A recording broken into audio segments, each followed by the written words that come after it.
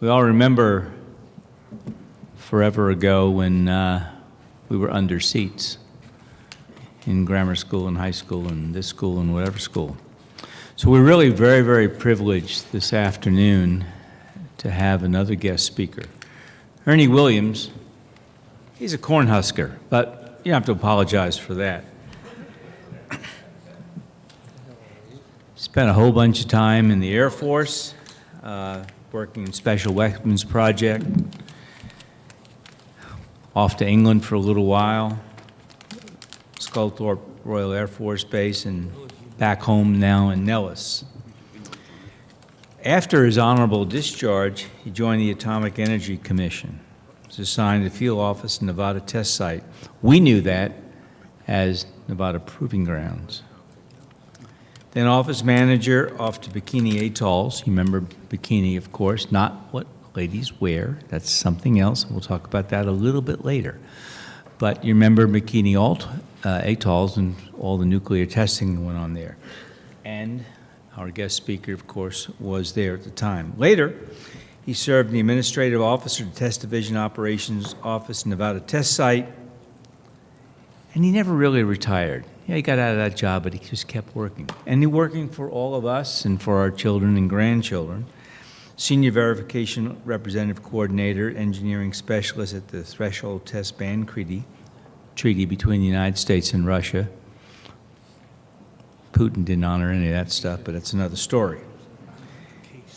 Mr. Williams has received the Award of Excellence from the Nuclear Weapons Test Program, Department of Energy, and Nevada Congressional recognition for his service to the United States Air Force and the Department of Energy. Currently, absolutely 100% not retired, but he teaches counterterrorism at the Nevada National Security Site.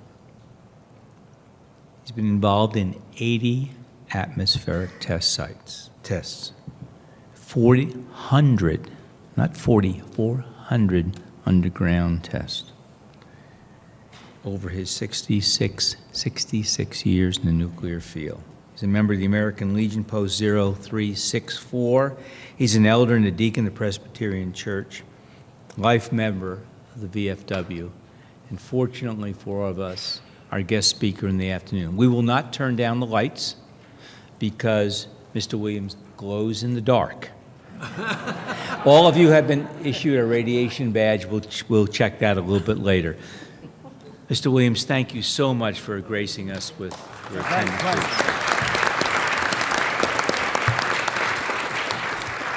Well, it's a great pleasure to be with you. You know, I'm, as you well noticed by my hat, I'm a Korean veteran, and you guys picked up the tab after I was gone. So we thank you for your service. Well, look, I want to start out with about the nuclear program. You know, Hitler took over as Chancellor of Germany in 1933.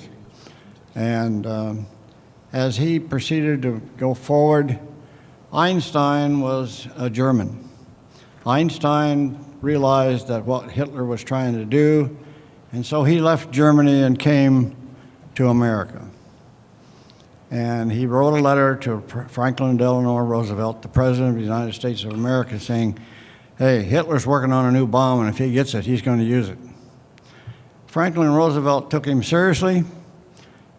He did siphon money off from various departments of the government and didn't tell anybody anything. And so by 1939, as you will probably remember your history, Hitler was crucifying the Jews. Now, Oppenheimer and Franklin Delano Roosevelt and General Lester Groves all come from the Manhattan District in New York. They all know each other. Franklin Roosevelt said that he was going to ask General Lester Groves to head up the program. General Lester Groves knew that Oppenheimer was a very highly skilled, high IQ in physics. Also, I want to make sure that you understand that Oppenheimer had been, and I use the word hobnobbing, throughout the various countries in the European area. And he got to know a lot of them. And then secondly, as Hitler started to crucify the Jews, they started coming to him, and no reflection against their religion. Most of them were Jewish. And they came to Oppenheimer and said, "What can you do to get me to America? Because if we get caught by Hitler, we're not going to make it." And so he arranged to get them through Spain, he got them through France, he got them through Great Britain. And Oppenheimer knew that there was an isolated area outside of Santa Fe, New Mexico, better known now as Los Alamos, New Mexico. There was a plateau up there with a Boy Scout, and he said, "This is where we need to put this new organization." And so by 1941 late and early 42, 37 physicists arrived at the Hill, better known as Los Alamos, New Mexico now. And I'm very proud to tell you, 12 of them were born in America. The rest of them came from European area. How lucky the United States of America was in World War II to get all the highly skilled physicists out of European area and come to America. And from 1942 till 1945, July the 16th, 1945, at Alamogordo, New Mexico, White Sands Missile Range, they tested the first device called Trinity. Trinity was put together, it was on a ranch. They assembled in the ranch house, they assembled part of the nuclear device, and it was tested in July 16, 1945, and it left a crater about, in the vicinity of a quarter of a mile wide, and it's about 18 inches deep. I visited that area a few years ago. And so from that introduction to you, I'm trying to give you some history of what all happened, and now I'll go into my program. I started out, as I mentioned to you earlier, I was in assembly and disassembly of nuclear weapons in the United States Air Force. Went to school 12 hours a day for 120 days, and you had to score 9-0 and above, or you didn't get to stay in the program. There was 100 of us, only 33 of us made it. It's a tough program, but we made it. Well, ladies and gentlemen, I know that he mentioned to you some of the things that I've done in my past, so I'll just kind of skip over the top of this. I do have 7 or 8 medals from the United States Air Force for serving my time for my country. I only spent 8 weeks on the Korean veteran, on the 38th parallel. I took 60 men in from England, and I'm very proud. I took 60 men back. We got no holes in anybody.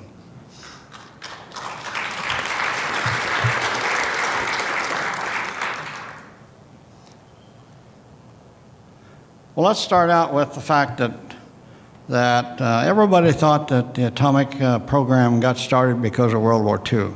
It really doesn't. The atom was discovered by Dalton in 1844, and radioactivity was by Becquerel in 1908. Electron was by Thomson, and Rutherford is in 37 for the alpha, beta, gamma. Also, the electron was, radium was by Madame Curie. Very sharp lady. And then Einstein comes in, and energy equals mc squared. And Chadwick comes in to the neutron, and then we get into the chain reaction. That is the beginning of starting to go down the program in 1942. And when you get over to Alamogordo, New Mexico, that basically is World War II. You know, 1945, I should back up a minute. 1941 and 42 is when we started in World War II. Roosevelt did not want to get in the war, but Churchill came to him and asked him, what you can do, because I'm getting bombed out in London pretty bad. So we gave him airplanes and pilots, and we bombed out the hard water system in Germany and took him out of the atomic business. So by 1945, it took us from 1942 to 1945 to put the program together. And as I said, we had 37 physicists. They worked diligently at Los Alamos, New Mexico. And then General Lester Groves said, you get the proper method how to build the bomb. I will build all the buildings. We started in Hanford, in the state of Washington, Idaho Falls, and we went to Oak Ridge, Tennessee, and we also had Los Alamos, New Mexico. These are some of the physicists that was involved. I haven't listed them all for you, but Pierre and Mary Curie, Lisa Mittner, Albert Einstein, and Ernest Rutherford. I never got to meet any of these gentlemen. I wasn't old enough. But I will tell you that Dr. Teller come from Hungary. At Anahuac, which is 2,500 miles west of Honolulu in the Marshall Islands, I got the privilege of working with Dr. Teller. I got to talk to him almost every night for 6 weeks.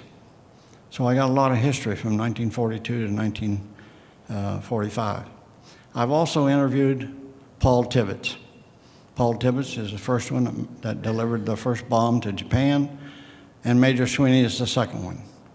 But I want to make sure you understand that Major Sweeney, when he got ready to leave Tinian to deliver the bomb on the third day, as he was getting ready to leave, the maintenance man told him, you've got one fuel pump that's not working. You got 400 gallons of fuel that you can't use. You can get to Tinian to Japan, but you can't get back to Tinian. You don't have enough fuel. And Major Sweeney says, we'll do the mission. And he said, sir, do you realize you're going to have to ditch? And he said, yes, I understand that. We're going to do our part. We're going to deliver the bomb. He went to Cora, couldn't get a clean line of sight, and then he went to Nagasaki and dropped the bomb. At 30,000 feet, he took a very slow descent and went to Okinawa. When he landed at Okinawa, just barely got the front two tires on the ground. 2 engines feathered and quit before the plane come to an end at the end of the runway. The third engine quit. They think that he had 40 gallons of fuel left on a B-29. That's what I would call a wing and a prayer. Well, this is, gives you a picture of Hitler as he's starting out, as I mentioned to you, as chancellor. And he's, you know, I have to say, and I don't mean it as it sounds, but he was a terrible warmonger. Well, Einstein and Zillard here are going over Einstein's letter, and then it's going to be delivered to President Roosevelt. And so they're, I never met either one of these gentlemen. I just wasn't old enough. I don't expect you to read all this, but this is the letter that was signed by Einstein, and it went to Franklin Delano Roosevelt, telling him that you better do something, because if you don't, Hitler gets a bomb, he'll use it. So Roosevelt wrote a letter back to Einstein, a very short letter saying, I'm proceeding on and taking your recommendation. Roosevelt was trying to stay out of the war, World War II, but December 7, 1941 came along, and that put him into the war. Unfortunately, we were on both sides of the world. We're in the European area and we're in the Atlantic, Pacific area. And so, you know, it's just a picture of Pearl Harbor. And I have had the opportunity to work with a gentleman at Christmas Island that was present when Pearl Harbor was getting bombed. I got a lot of good information from him. This is General Leslie Groves that was in charge of the program by Franklin Delano Roosevelt. He promoted him from a colonel to a general 3 days later. Well, this is Trinity at Alamogordo, New Mexico. This is the beginning of the nuclear testing that we were going to accomplish from 1945 until 1992. September 1992 is the last time we had a nuclear test. This is a B-29 that dropped the little boy on Japan, and that gives you an idea of what the mushroom is. I will tell you that the mushroom, on various tests, they get larger. The largest I've ever been involved in is 10.9 megatons. What's a kiloton? A kiloton is 1,000 tons of TNT. When I talk to you about 10.9 megatons, I'm talking about 10,900,000 tons of steel, of high explosives. On the average, when you get into 10.9 megatons, I will tell you that the mushroom that you see here at the top, that'll be 3.5 miles wide. Russia fired one in August or September 1961 over Bomba, and that was 52 megatons. And it left a hole in the atmosphere, and it took a while for it to close. But that's the largest one that's ever been fired by any nation. The United States of America, we only tested up to 15 megatons. I'll talk about that in a few minutes. Preliminary research in many scientists proves that energy is equal. Uranium-bombarded neutrons fissions produce more neutrons. A multiplying chain reaction might occur with explosive force, and Franklin Delano Roosevelt approved and continued the atomic research, and the Manhattan Program was born. Colonel Leslie Groves heads up the Manhattan Project. He selects Los Alamos, New Mexico as a bomb laboratory, and the code name for it, nobody talked about being an atomic weapon. They called it Project Y. July 16th, 1945, a plutonium implosion, compression bomb is successfully tested at the Trinity site in Alamogordo, New Mexico. Let me talk to that a minute. This is basically a gun barrel, uranium, and it's also being fired down the gun barrel internally into radiation, or uranium, plutonium rather, or no, uranium, and that fired. The second one is plutonium. It's a big round ball with lots of high explosives around it, and they both worked. The first one was used by Paul Tibbets, and the second one was by Major Sweeney. After that, the Navy indicated that how do we fight in a war with nuclear energy? And that became quite a sensation.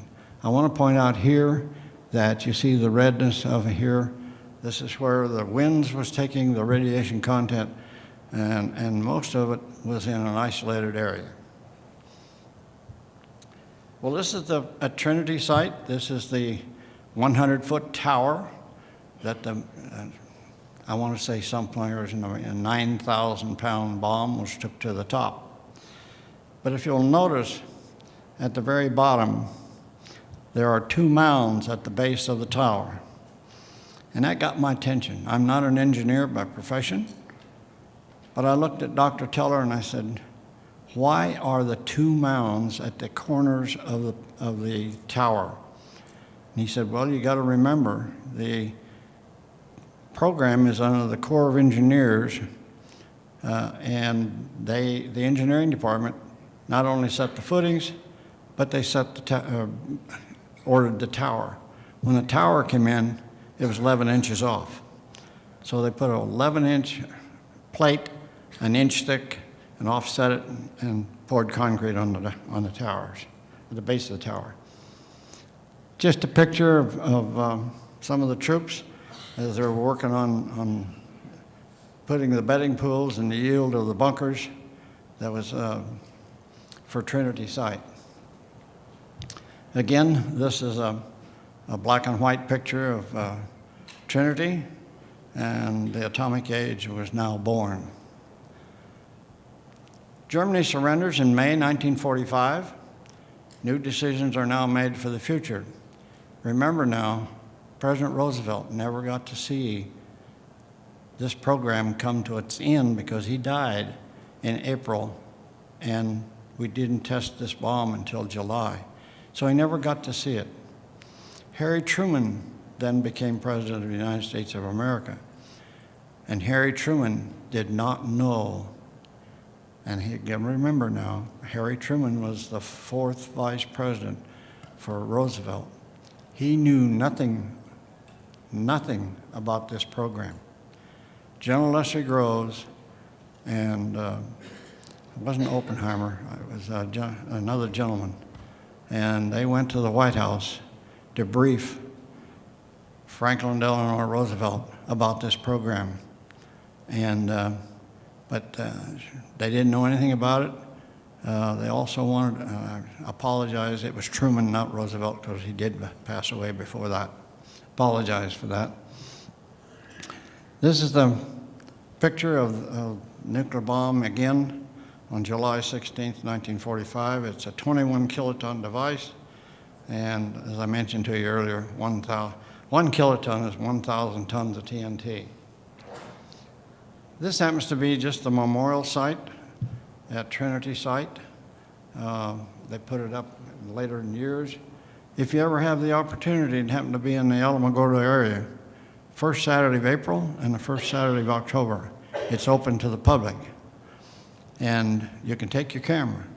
When you're going in, just don't take any pictures until you get to the ground zero area. And then you can take all the pictures you want. When I visited it about 5 years ago, a lot of servicemen were standing, because it's enclosed in a cyclone fence. You could hear the soldiers standing there and said, you know, this is the bomb that kept me alive, because I was on a ship, and if we had invaded Japan, the estimated aboard ship, we were told that 62% of us wouldn't be coming home. And so, I have to tell you, there was a lot of soldiers, you could hear them, boy, this is the bomb that saved my life. Well, here is Oppenheimer and General Leslie Groves standing at ground zero. No doubt about it, you can see the steel at the bottom, and there's no doubt about it, they were getting some radiation. I will tell you that Oppenheimer smoked 3 packs of cigarettes a day, and General Leslie Groves didn't smoke at all. Oppenheimer did die of cancer of the throat, but he smoked 3 packs of cigarettes a day, and we'll never know whether he died of cancer from the cigarettes or whether he got it from radiation. General Leslie Groves died of old age. The first bombing mission was Paul Tibbets at Hiroshima, and his secondary was Cora. City population estimated at 256,000 people, and the aircraft was at 31,000 feet, and he released the bomb at 8:15 a.m. Estimated death toll was 70,000. Unfortunately, we had 20 American prisoners of war there, and we lost them. So sad, but it had to happen. Second bombing, again, was Major Charles Sweeney. He got ready he went to Cora. He overcast, was circling the target area for 20 minutes, burning up fuel, which he really needed to keep. And he dropped at 30,000 feet, and the aircraft the bomb went off at 11:02 a.m. The estimated death toll was 74,000. Well, this is what Little Boy looked like. And I have to admit to you, when I first went in the service in 1951 and started learning how to assemble and disassemble nuclear weapons, yeah, they weighed 9,000 pounds.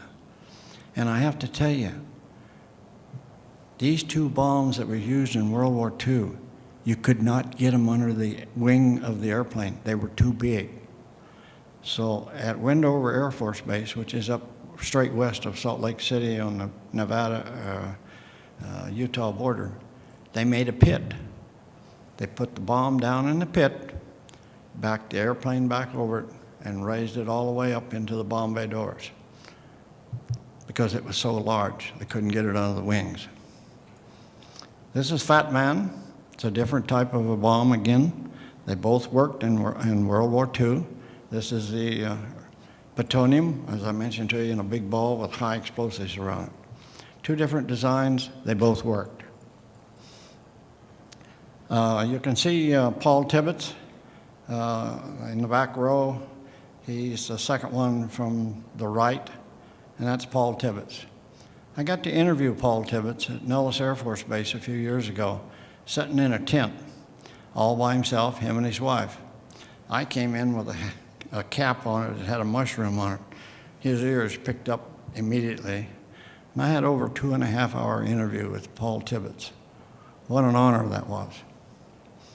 This is Major Sweeney, and I can't point out to you which one is Major Sweeney, because history is the gentlemen have all passed away, and I don't know who they are.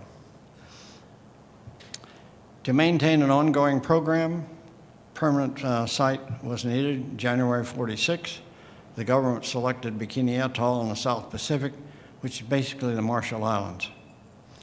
On June 1946 to November 1962, the atmospheric tests were conducted in the Marshall Islands, Christmas Island, Johnson Atoll, the Pacific Ocean, and the South Atlantic. I would like to talk about Johnson Atoll for a minute. In 1962, Vandenberg Air Force Base is starting to get into, in 58, they started getting into the rocket business. Not the warhead, just the rocket. Well, we fired rockets from Vandenberg out to Eniwetok in a lagoon, and we built a 300 by 300 wooden tower.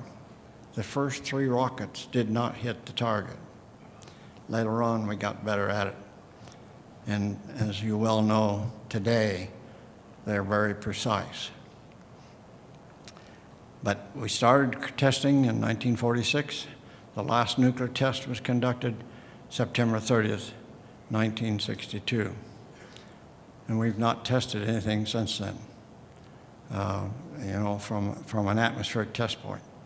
We tested from 1963 to September 1992 underground. That means we were drilling vertical holes into the ground, and we drilled those holes at 36 inches, 48 inches, 66 inches, 88 inches, and 144 inches in diameter. And the 144 inches in diameter was 5,000 feet straight down, 5,000 feet deep, and an accuracy of being 3% straight. That takes some talent, believe me, it does. Well, this is just a picture of showing you where Eniwetok is from the Hawaiian Islands. As you can tell, the Hawaiian Islands over here, and then you see Eniwetok Atoll, and also the Bikini Atoll is basically to the right of that by 120 miles. This is where we're evacuating all the natives off of the islands, at Marshall Islands, from Bikini and I want to say Eniwetok. And we took them down to Rongelap, in an area where we didn't think they would be affected by any of the radiation. So you can see a picture of us taking them out of their hometown area and putting them on another island. This is just a picture of the island of Eniwetok. It's 15 miles across, and it's 30 miles in the lagoon area in the center. It's a very small area. And down on Perry, the deep water entrance, is where we were. We lived on an island a half a mile wide and 1.5 miles long, and we had 3,000 people on that island.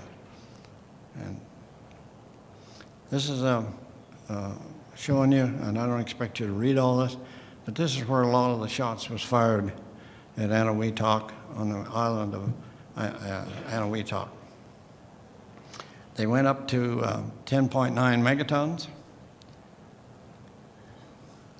And then this is Bikini Atoll. They're both about the same size, except at Bikini Atoll in 1954, Dr. Teller thought he would put fission and fusion together. And when you do that, ladies and gentlemen, you get a factor of 1 to 10 more power. And you'll notice at the very top it says sandbar. A little island called Enu, E-N-U. And that's where we decided we would fire. And I wasn't there when this was fired. 1954, Teller said we're going to fire this. And he thought it was going to be 8.8 megatons. Ladies and gentlemen, it went 15. Twice the size that he thought it was going to do. The thing I want to make sure you understand, it vaporized the whole island. There is no island left. It's 6,020 feet wide, and it vaporized the reef 240 feet deep. Think of the power that comes from a nuclear device. I hope and pray we never have to use another one to solve the world problem. Well, this is the island of Anahuac. You can see at the very right at the bottom, this is our pier. And on the right-hand side is the internal lagoon area, and on the other side, up in the left-hand corner, is the ocean. I will tell you the island is only 18 inches above high tide. Occasionally, we get a little water over the island, but we survived. Well, this is just a bomb at George shot May 8, 1951, to show you what it looks like coming off the islands down below. Again, this is George shot May 8, 1951. And I want to make sure you understand that the mushroom that you see here, all because the density of the air is different, they will never be alike. There's always a little difference. Well, this is the Mike shot, 1952, October 31, before my time frame of being out there. But I will tell you, when you see that white mushroom is 3.2 miles wide. The Russian one was 5.5 miles.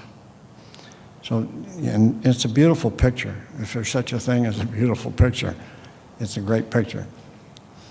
You can see here is Red Wing. I happened to be in that program. I started in 1955 at Nevada Test Site.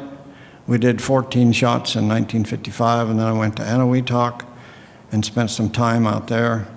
And then in 57, I went back to the test site for plumb bob. And then I went back to Anahuac in early 58, because in late 58, we went into a moratorium. The Big Five, France and England and Russia, China, and the United States, we all agreed that we would no longer do atmospheric testing or any nuclear testing. But the Russians broke that in September 1961. And this now has President Kennedy in office. I got to tell you, he was chomping at the bit. We couldn't do a test fast enough for him. He wanted to do the big stuff at the Nevada test site. Can't do that. The largest atmospheric test we've done at the Nevada test site is 74 kilotons in Yucca Flats, and the French one is 37. When we do the testing in Frenchman's Flat in 57, I was at just 1.25 miles on the upwind side in a trench. I did it because I wanted to know what it was like. I'm probably the only Atomic Energy Commission employee that ever stood in a trench, because most of them were all the military guys. But they were all basically on the downwind side, and I didn't like that. I told Mr. Reeves, the test manager, by President Roosevelt, had said, I want you to be the test manager, and you'll have to say whether we fire or we don't fire. And Mr. Reeves said, you know, you're going to be the only one that's probably ever been in a trench. And I said, I want to do it because if I have to go to court and lift my hand and hand on the Bible, I want to say, yeah, I was there and I know what it's like. Well, this is a picture of Red Wing. You can see the troops, and there's a lot of ships. And in 1950, I want to say 46, 47, 47, at Anahuac, the Navy says, what do we have to do to really work in a nuclear war? So we took a device on an island in Anahuac, and we put 92 ships around in a circle. All of these ships were from World War II, and a lot of them were damaged. We assessed the damage, and then there was nobody on them, and so we put 92 ships around. And after it was fired, 14 ships sunk to the bottom of the lagoon, and 10 or 12 ships, we washed them down with soap and water from the ocean, and they went back to Honolulu on their own steam. There's a number of ships that had a lot of damage. We towed them over to Kwajalein for further studies. But I want to make sure you understand that in a circle, we had the Arkansas battleship. The Arkansas battleship weighs 44,000 tons of steel. At the time of detonation, it took it out of the water and stood it on its fantail. Think about that, ladies and gentlemen. 44,000 tons of steel was taken out of off the surface of the ground, the water, and stood up on its fantail. That takes a lot of force to do that. We were asked in 1956, could we build new buildings that would take a direct hit? I got to admit, we put the engineering division with a lot of work, and about 6 or 7 months later, we decided that we could build bunkers. The concrete on this bunker, as you can tell, it's been hit more than once because of the blackness, but it's less than 300 feet from ground zero, and it stood up. The walls are about 8 foot thick, and the PSI is over 8,000 pounds, and they stood up. I will tell you that I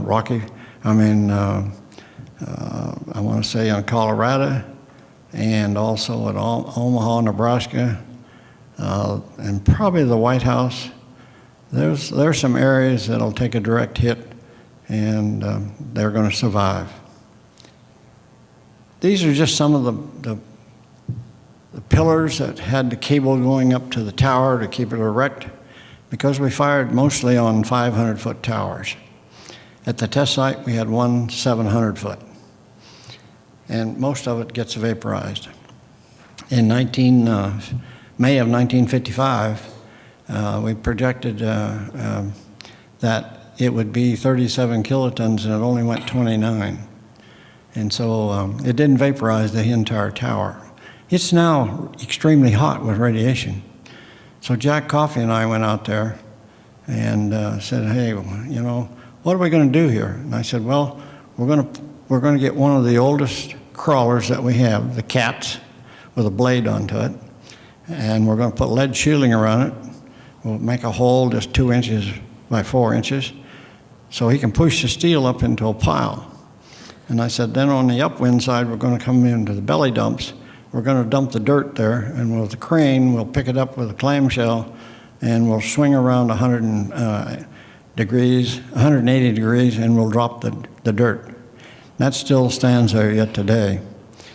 But our first responders in a terrorist effort are also training in that area. This is just some of the steel that was left from various shots at Eniwetok and Bikini Atoll. Again, this is another building that we built. You can tell it's, unfortunately, I can't find one of the original pictures. So you can see there's a lot of underbrush, and this is many years later, but that building stood up. It's over 8,000 PSI. Just a picture of Romeo shot. You can see that the curvature of the Earth, the sun is shining at probably in the 11,000 feet area, and the sun is shining on it, but it's still dark. Well, the Nevada test site, the laboratory said, hey, we need to do something in the continental limits of the United States where we can do the smaller stuff. And so there were 4 different sites looked at, and they selected part of the Nellis bombing range about 75 miles out of town. But for far in 1929 and 28 area, you got to remember this is the Model T area.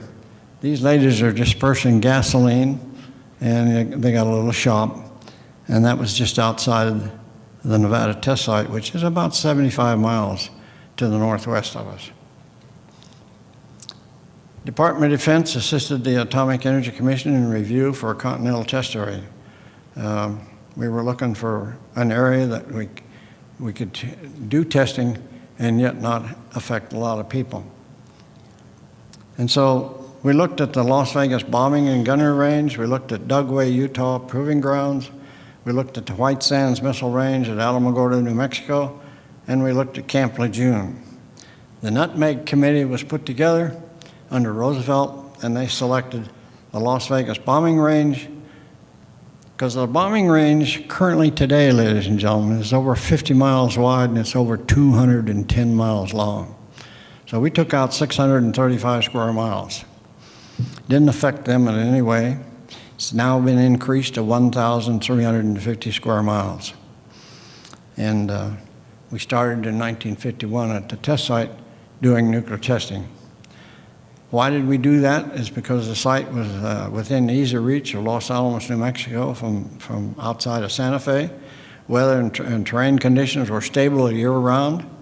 The site was immediately available without interfering with the United States Air Force gunnery range, which was there, started in 1939 to help us in World War II. Meteorological conditions were great, and so the site was selected. Many of the buildings at Indian Springs, which is now Creech Air Force Base, and that's the unmanned aircraft today. They provided power supplies to us, communications until we could get some of the buildings built at the new test site known as the Nevada Test Site. At the very beginning, it was the Nevada Proving Grounds, and then it became the Nevada Test Site, and now it's NN, National Nuclear Site effort.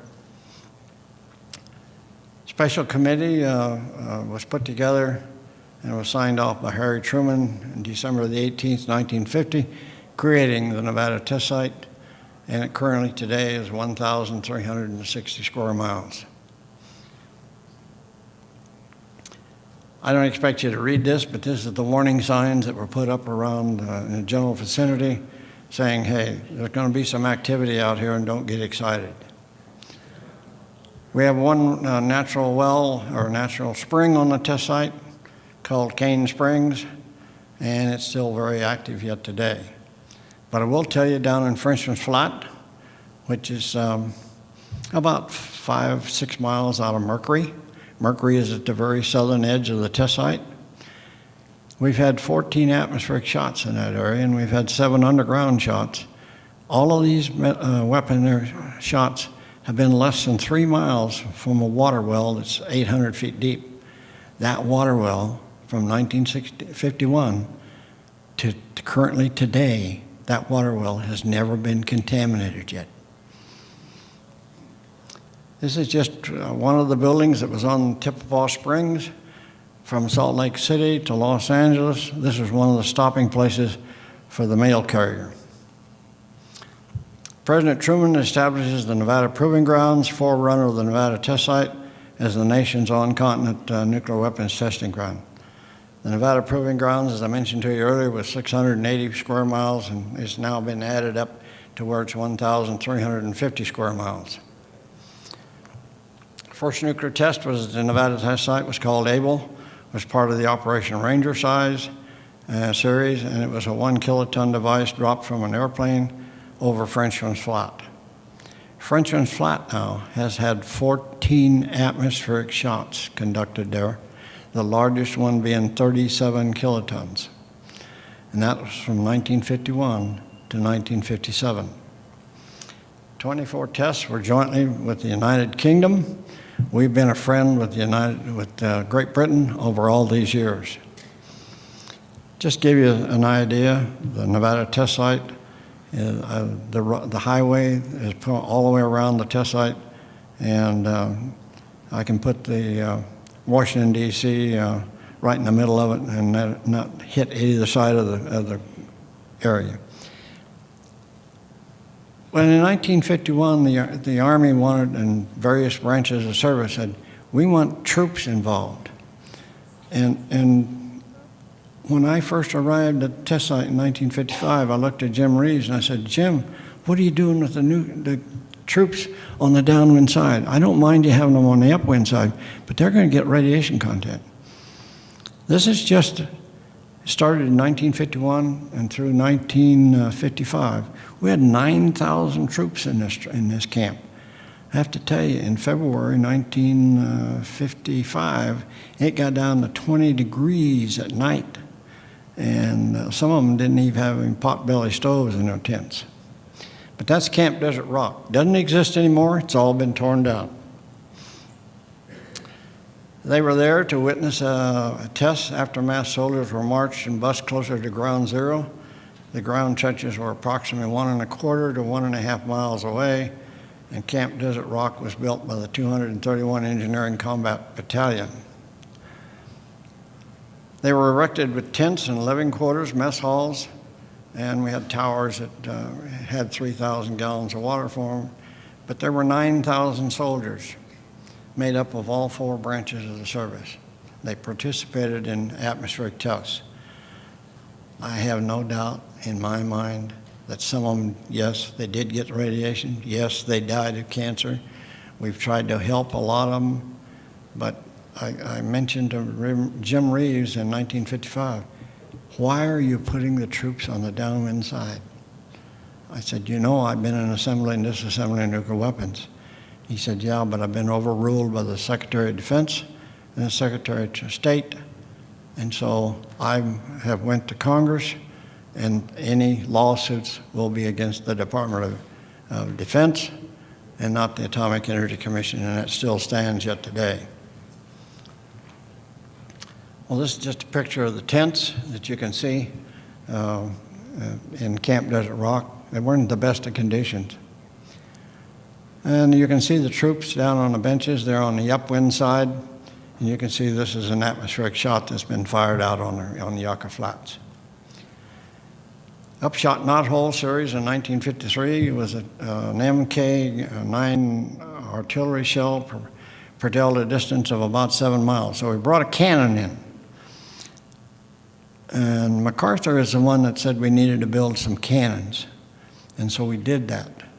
And so we brought one of them to the test site to fire down into Frenchman Flat. So we put it up. Frenchman Flat is you come down off the hill from the south and you're going down north. You get down into Frenchman Flat and then eventually it goes back up the hill. We call that the saddle between Frenchman Flat and Yucca Flats. But the cannon was delivered. It could fire up to 20 miles in distance. There's a picture of the cannon. You can see it's starting to fire. This is just regular munitions, but it took a 14-foot highway for that to come in on. You can see it's a huge piece of equipment, and after it fired one round, it never fired in another nuclear test, never has since then, and it's back at Fort Sill, Oklahoma. But from the edge of the cannon barrel to where you see the mushroom is 6.5 miles away. It detonated at 524 feet above the surface by barometric pressure. And you're going to see the white smoke signals in there. Ladies and gentlemen, we didn't know how to measure shock wave, only by photography. And so we had Edgerton, Germerhausen, and Greer, highly skilled people, knew how to build cameras, and they knew how to build motion movie cameras. And so we started taking pictures. I have to tell you, we had cameras. We took 20,000 frames a minute and didn't tell Hollywood anything. Only the nuclear warhead device was ever fired from the cannon, and it's back at Fort Sill, Oklahoma now. Here's a picture of the troops being in the trenches on the downwind side. I don't appreciate this, but it was before my time frame, so I couldn't do anything about it. But as I mentioned to you earlier, I said, Mr. Reeves, what are you doing with these troops? And as he said, he got overruled. We built an overhead rail structure as if it was in Chicago. I don't know how many have ever been in Chicago, but there's a lot of overhead rail structure in Chicago. And you can see this is part of one of the bridges. It's about 300 feet long, but we saved one piece of it. We also built bomb shelters on a large scale, as if you were going to have a bomb shelter in your backyard. You can see the aluminum steel at the bottom, and then you can see the concrete structures. The concrete structures, if they had 8,000 PSI, they stood up. If they had less than that, some of them crashed. This particular is a bank vault in Frenchman's Flat. It's in the vicinity of 800 feet from ground zero. At 2:30 in the morning, I helped put the gold brick in, the accounting records, and silver coins. They weren't copper filled, and we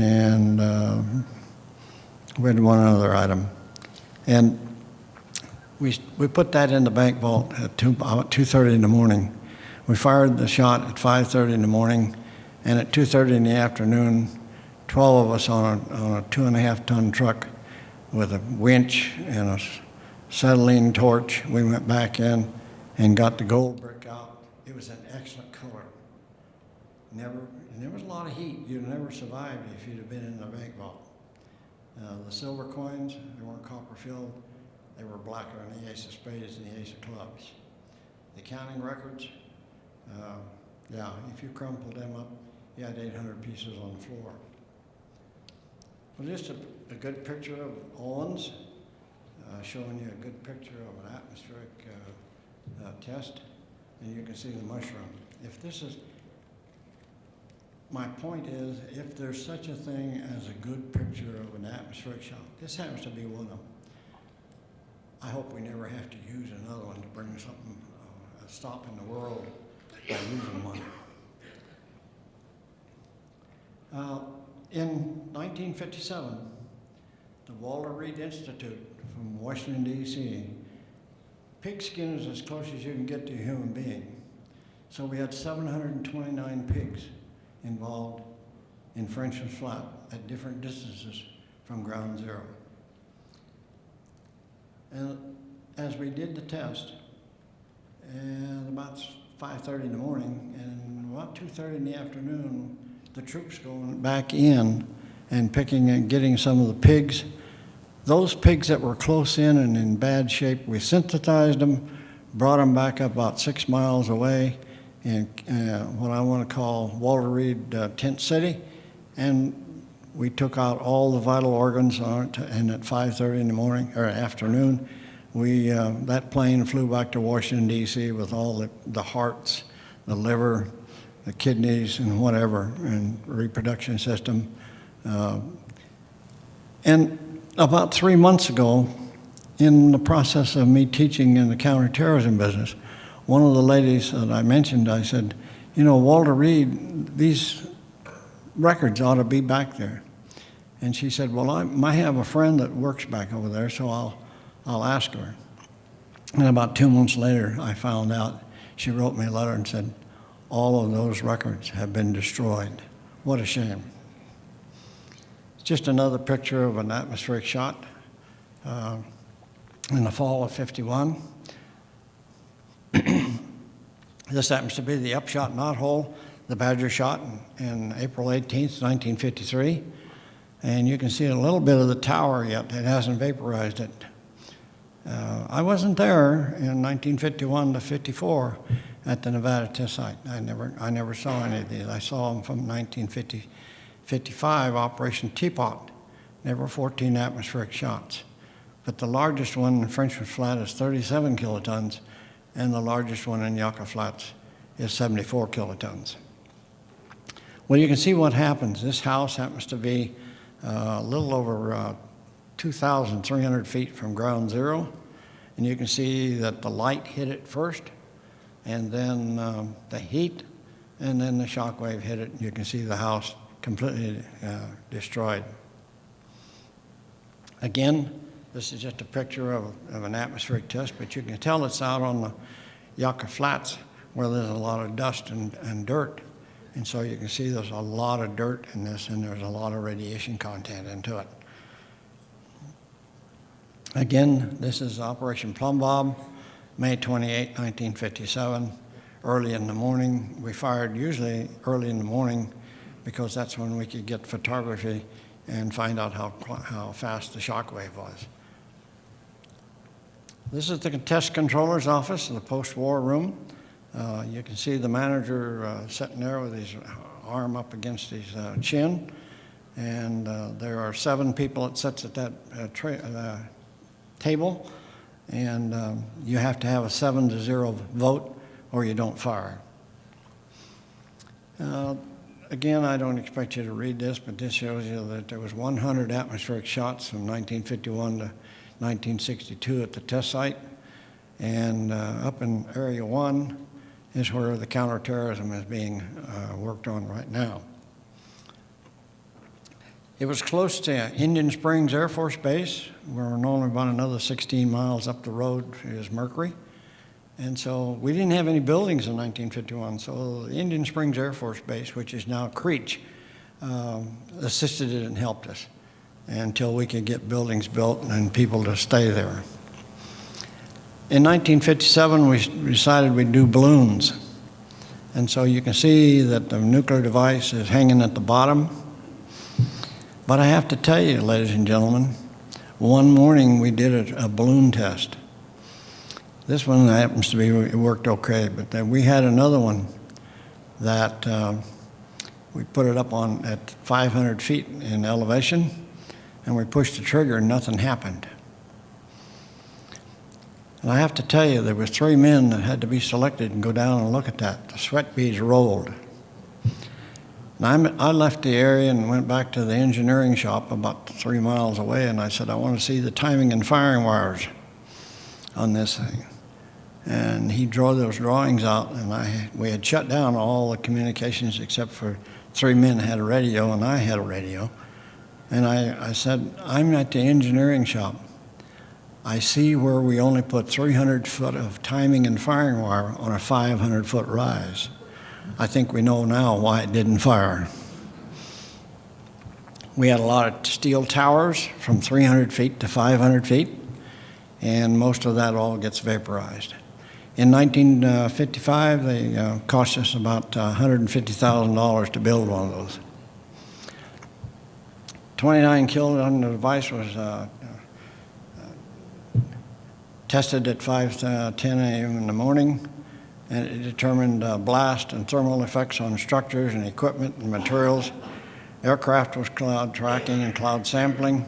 Troops tested were designated to provide data about tactics, doctrine, as well as to train combat operations. Again, I don't like it that they had them on the downwind side. Well, this is just a picture, as most of us probably don't realize. The wind at the surface of the ground may be going this way, but at 10,000 feet it may go in a little bit different direction. So you can see the shear of the atmospheric mushroom. You can see it's shearing off.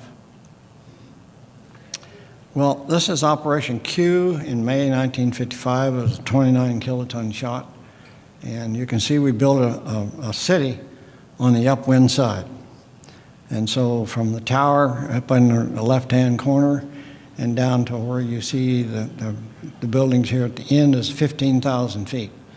But I will tell you the houses that were somewhere in the vicinity of 2,900 feet to 3,200 feet, they were all completely destroyed. We built one house at 5,000 feet, and we took out the 2x4s and we put in 2x6s. Structurally, we beefed it up by 12%. It stood up. It still stands yet today. And I have to tell you, we did a small city on the upwind side. We learned a lot by it. This is the house that's 4,900 feet away. This is the house that I told you we took out the 2x4s and put in 2x6s. Structurally, we beefed it up. It stood up. We had a lot of mannequins in this house. Had them at the dinner table. We had them at the lounge chairs, davenports, one upstairs. I don't mean to embarrass any of you.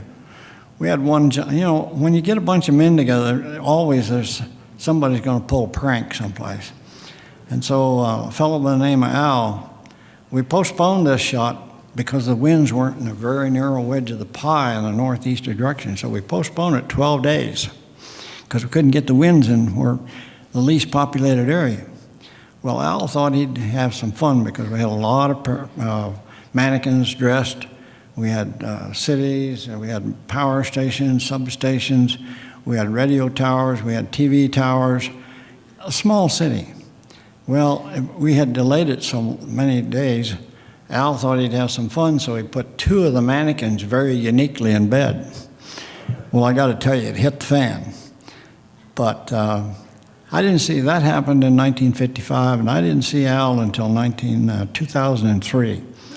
When I saw Al in 2003, I walked up behind him and I tapped him on his shoulder and I said, "You're the guy that put those two mannequins in uniquely in bed." And he said, "Good God, Ernie, it'd take you 40 goddamn years to find that out?" Well, nuclear testing was done at the test site for two reasons. Weapons testing development of nuclear devices, bringing them down from 9,000 pounds to less than probably around 300 pounds today. We did weapons effects tests, exposure of nuclear warheads and military hardware to determine proper shielding against gamma rays, X-rays, and the neutrons. Please bear in mind at Johnson Atoll, we fired the rocket up to 300,000 feet and then we fired the warhead. We want to make sure that they are properly shielded so they will not accept the gamma rays, the X-rays, and the neutrons from the enemy. And we've done that, ladies and gentlemen. So if we fire, let's assume we're over the Atlantic Ocean and Russia and the United States, we fired. They fire in midair. The gamma rays, X-rays, and neutrons are not going to affect our warhead or the missile, and we're going home and hit the target. That's the name of the game, ladies and gentlemen. Well, this is at Christmas Island. It was fired out over the ocean, and that's and again, it's just a beautiful shot of a mushroom because there's no dust in it. It's an excellent picture. 1963, we had to go underground with drilling with drill rigs, so we ordered 2 drill rigs, the Idaho 2500s. They weighed a ton of about $4.6 million apiece. And you can notice that the floor, where you see the opening there, the floor is 18 feet off the ground. Why? Because the bits are too big to go through the floor like the oil industry does. They take them through the floor. They're too big. When you get a 36, 48, 66, 88, 144-inch bit, you can't get it through the floor. So we pre-drill the hole 120 feet, and then we bring the rig in, and then we start going down the hole. But as you start going down the hole, ladies and gentlemen, in the middle of the tower, you'll notice that there's a drill stem 13 3/8 inches in diameter. And as that starts to go down the hole with the bit underneath the rig, we will then take donuts about that big around, and they're about that thick, and they weigh 22,000 pounds apiece. It's not uncommon to put 400,000 pounds of weight on top of the bit. Think of the torque now it takes to turn that bit. But that's how we drill holes, 3% accuracy being straight. This is just a picture of a 12-foot bit. You can see the man standing beside it. This is the canister rack. We've drilled the hole at 2,500 feet, and we now have a canister rack that's going to have all the data and the instruments there that's going to tell us how the device performed. I have to tell you, you look at that canister rack, it weighs 360 tons when we take it down the hole. But all of that gets when it's at the bottom of the hole, and then we stem the hole, and we put a epoxy plug at 50%, 75%, 100%, and we keep all the gases down on the ground. But I have to tell you, that canister rack, which is 190 feet long, it's vaporized 1/1000th of a second. The instruments that's on the tower, the cable comes to the surface of the ground, goes over about 500 feet to the trailers, and the trailers have oscilloscopes in. That's where you get a blip on that oscilloscope, and that will tell you, did the device perform in accordance with the way it was designed. Just another picture of a canister rack getting ready to go down the hole. You can see all the cable. There's 360 cables that gets tied to one of these. So we get a lot of data, we really do. This is what happens when you do an underground shot. You can see on the extreme top, on the left-hand side, you can see at the time of detonation, then it creates a round circle, and it vaporizes the earth, and then later on down at the bottom on the left-hand side, as that cavity starts to cool, the earth starts to fall in because it's heavier than what the gases can hold. And it fills that void. And then that void, the dirt that's fallen down in the hole will come to the surface and we get a subsidence. We don't let anybody in until we get a subsidence. We also did tunnels. In the tunnels, we did testing. We have one, E-tunnel and N-tunnel. Between the two tunnels, we have over 44 miles of drift underneath the ground. And for your information, ladies and gentlemen, we have a 960 feet, can no longer do atmospheric testing or underground testing. We currently have a program that's 960 feet underground. What we do now, ladies and gentlemen, is we go into the stockpile. I can't tell you how many grams, but we take just a few grams off of a nuclear device and we bring it to the test site because we can't do any testing of nuclear devices since 1992, so that's over 25 years ago. The question is, the material that comes off the bare reactor, how long is it good for? We don't know. We know that black powder for a 12-gauge shotgun shell, you set it on the shelf for 20 years, you don't get the bird because the powder went bad on you. And we've had people ask us, well, how long is it going to last? Well, some of the congressmen that I've talked to, I said, sir, we got less than 100 years of experience. And you expect me to tell you how long it's going to last? I can't tell you. Neither one of the physicists can tell you. Well, you can see this is all the various holes that have been fired. There's over 800 underground nuclear tests in Yucca Flats. President Kennedy come to the test site because we were trying to build a nuclear rocket engine, I should say, to go out to Mars. And he was just chomping at the bit because if you remember, Sputnik got up by Russia and Kennedy was just chomping at the bit. I want to get upstairs. Plowshare program, peaceful uses of nuclear energy. Could we build a new Sedan crater? A new Panama Canal zone. So we had a device called Sedan crater. There's what it looked like at the time of firing. It's 630 feet deep and it's 104 kilotons. From the base of the surge, where you see from the very bottom, is 5 miles wide. It's 290 feet high. Well, that's what it looked like after we fired it. You see the round circle, it's 80 feet above the normal terrain, the dirt is.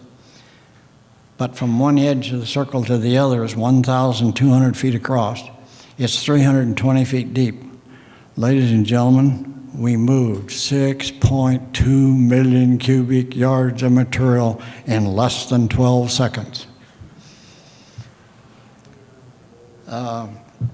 We also measure blast and shock effects for the testing, particularly in the tunnel complex.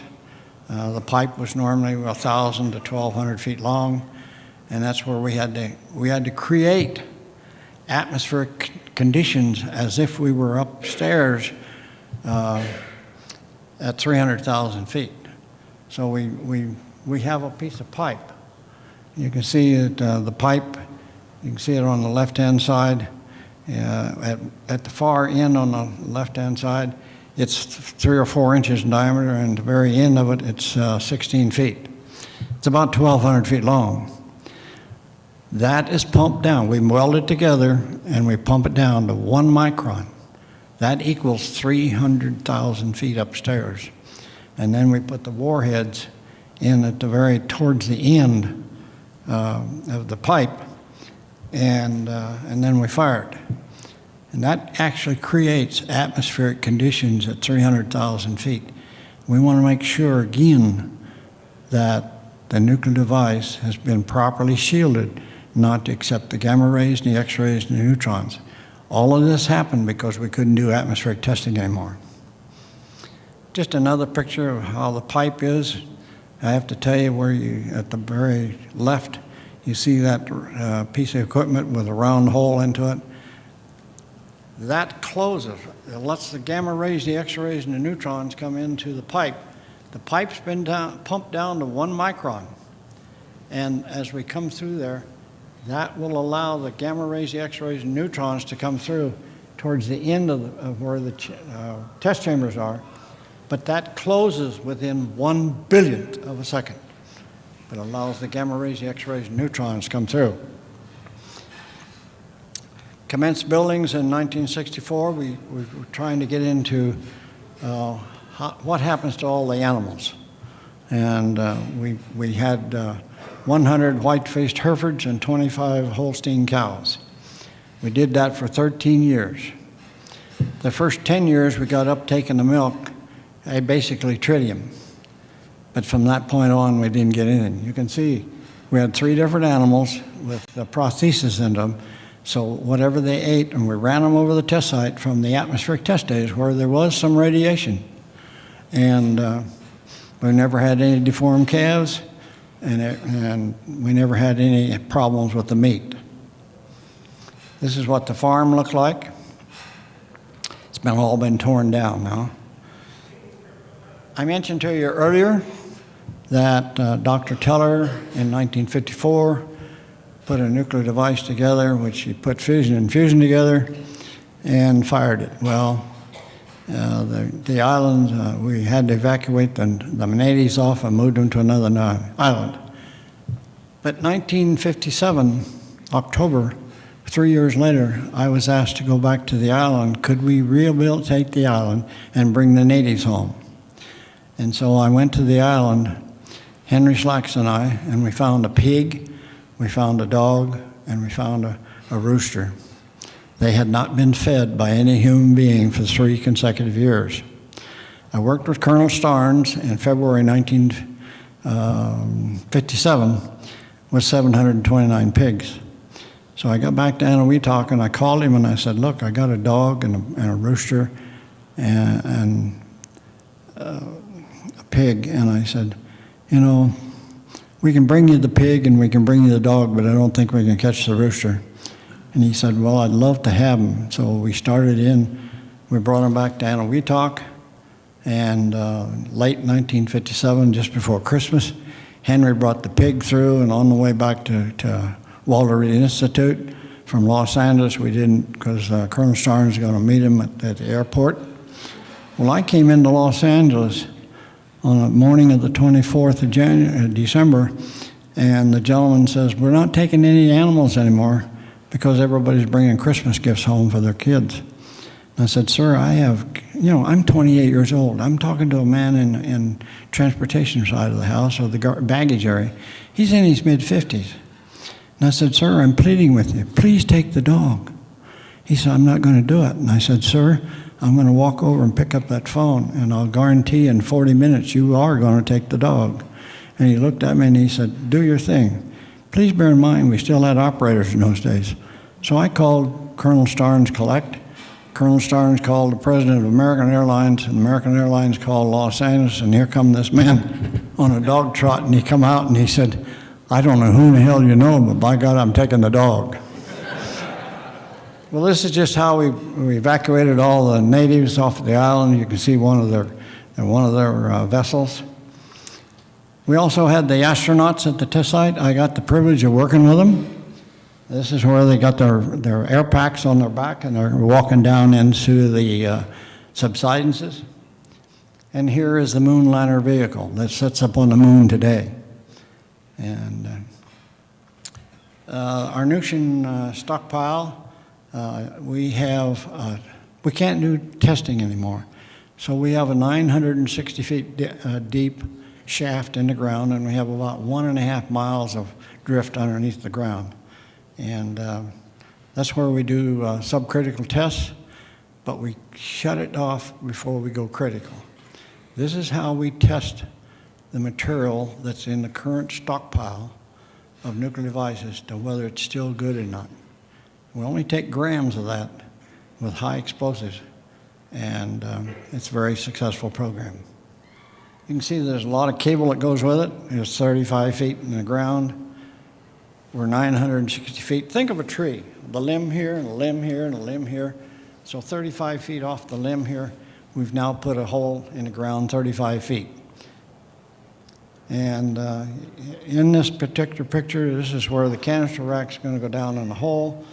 But if you'll notice about where the lady's hat is, there's a round piece of equipment that's sitting perfectly at about her chest level. And that's where that 3 grams of material will go in there, and or whatever we designate as grams to get in. But that's how we test the nuclear devices today, that they're still good and viable. It's just another picture of it's down in 35 feet in the ground. As you can notice, there's a door on the left-hand side. You have to, before you go in this room, you have to get a polishing machine, get all the dust off your shoes, and then when you get inside, you'll notice that the dark-colored mat, that takes all the dust off the sole of your shoe. But this is how clean we have to keep these things. We built subcritical experiments. We thought we'd build a new device building, I should say, because our old area didn't meet safety standards anymore. So it took us from 1987 till 1996 to build this building. It has 100,000 square feet, and it cost us over $130 million. But that's where you could, in the chambers inside, you could assemble and disassemble nuclear weapons again. It is getting current use. This is, I told you there was a canister rack that went down the hole. This is the building. We save it from one shot to the other. And this is my last one. I never dreamed. I had retired from the federal government in '86. By 1991 and '92, I was asked to be the senior verification representative between the United States and Russia. You'll see me sitting in front with a white hat onto it. You'll notice that the red stripes are Russians and the blue stripes are Americans. But ladies and gentlemen, when we brought them to the test site, we have them in a compound with 6-foot cyclone fence. I know the 2 ladies that are cleaning the rooms. Well, I watched them and I said, "Where are the bath towels?" She said, "They're not using them." And so that evening I said, "What's the problem? Aren't you people taking a shower? Because I don't see any bath towels coming out." Ladies and gentlemen, these Russians did not know what a shower was. They knew what a bathtub was, but they didn't know what a shower was. The next day, we had all kinds of dirty towels. Well, this brings me to an end. I want to thank you very much for listening to me. I hope I've enlightened you for what we've done for our nation, and we continue to do that for our nation. Even though we don't do any nuclear testing today, we're still working on that, and it's a very viable. A good part of this, we did some of this at the test site over a period of years. You saw what happened in the last couple of days with President Trump. We hit the target and hit it head on. Thank you very much.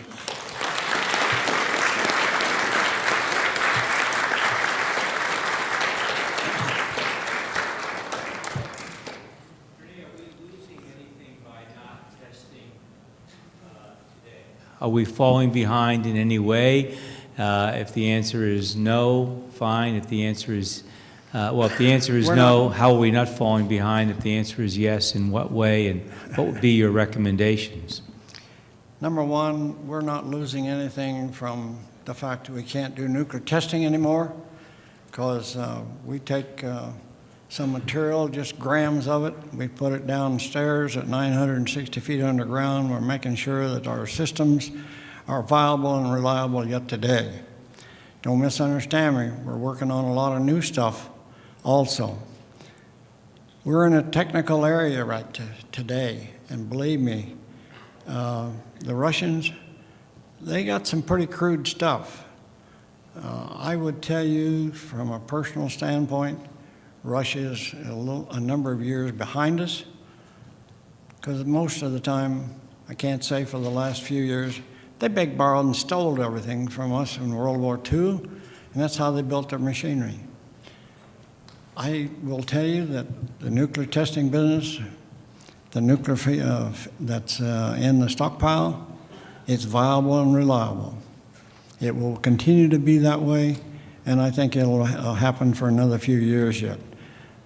We've not been able to do a test since 1992, so Well, we find another way to make sure that that material is still viable and reliable, which is part of the firing system of the nuclear device. And to answer your question, we've not built any new ones. We can't do that anymore, but we have a lot of them in the stockpile. And as you well know, there's a lot of submarines, there's a lot of ships, and then there's a lot of Air Force, and they all got nuclear devices at their hands. I hope we never have to use them. Did I answer your question? Yes, sir.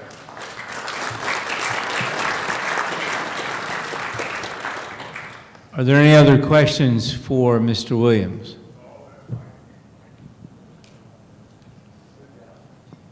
Thank you very much, ladies and gentlemen.